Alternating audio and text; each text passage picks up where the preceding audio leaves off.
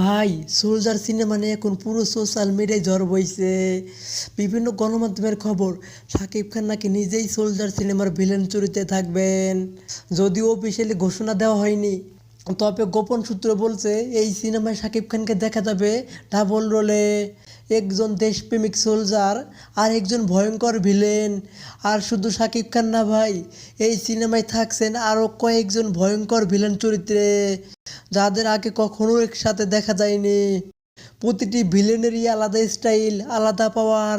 মানে এক কথায় সোলজার হতে যাচ্ছে বাংলা সিনেমার সবচেয়ে বড় ভিলেন হিরো মোকাবেলা।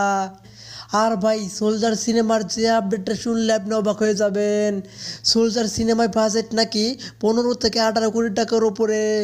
আপনারা কি মনে করেন শাকিব খানকে নিজেই নিজের বিপরীতে নিজেই ভিলেন হচ্ছেন?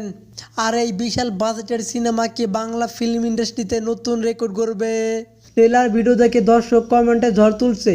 ভিডিও ভালো লাগলে একটা লাইক দিন, কমেন্টে জানান আপনি সোলজার সিনেমা নিয়ে কতটা এক্সাইটেড। আর সাবস্ক্রাইব করুন এসকে রিভিউ ভিডি।